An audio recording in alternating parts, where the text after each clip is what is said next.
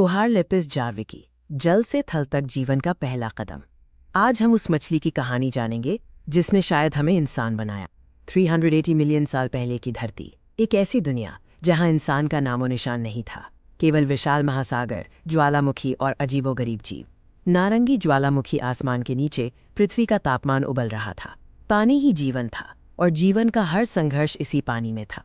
लेकिन इसी प्राचीन महागाथा के गर्भ में छुपा है एक 380 मिलियन साल पुराना रहस्य, जीवन के जल से थल तक के पहले कदम का रहस्य। आइए हम 38 करोड़ साल पीछे चलते हैं, उस दौर में जब महासागरों की गहराई में जीवन फल फूल रहा था। पानी गहरा, शांत और रहस्यमय था। अंधेरे प्राचीन पानी में कुछ अजीबोगरीब जीव तैरते थे। उनके शरीर पर आज के जीवों से बिल्कुल अलग संरचनाएं थीं। ये CGI दृश्य उस गुमनाम दुनिया को जीवंत करता है। इन्हीं जीवों में से थे विशाल लोब फिन वाली मछलियों के पूर्वज। बड़े शक्तिशाली पंखों वाले ये जीव गहरे पानी के शासक थे। लेकिन इस प्राचीन कहानी का सुराग आज की दुनिया के सबसे बर्फीले और दुर्गम स्थान अंटार्कटिका में मिला। बर्फीले रेगिस्तान में वैज्ञानिकों की एक टीम महीनों से एक प्राचीन निशान की तलाश में जुटी थी। हर हथौड़े की चोट एक नया इतिहास खोल सकती थी। और फिर वो पल आया।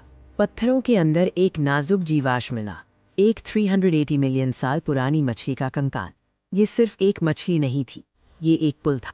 इस मछली को नाम दिया गया कोहारलेपिस जार्विकी, उस कड़ी का नाम जो बताती है कि कैसे मछली ने जमीन पर कदम रखा।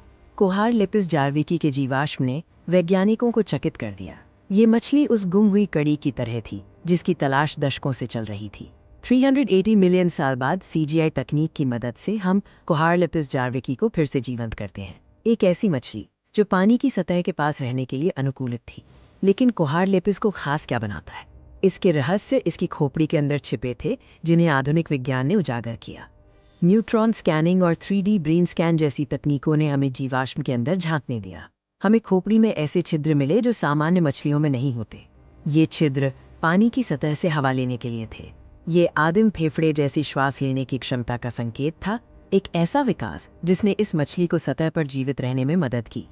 कोहारलेपिस का शरीर सिर्फ पानी के लिए नहीं बना था, ये उन उथले दलदलों और कीचड़ वाले किनारों के लिए भी अनुकूलित हो रहा था।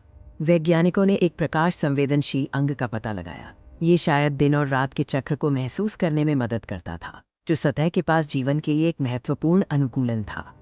उथले हरे दलदल, ये वो सीमा थी जहां पानी और जमीन मिलते थे। कोहारलेपिस इसी क्षेत्र में धीरे धीरे जमीन की ओर विकास कर रहा था। सतह के पास जीवित रहने के लिए कोहारलेपिस को एक प्रभावी शिकारी बनना पड़ा। ये घात लगाकर शिकार करने वाली एक मछली थी।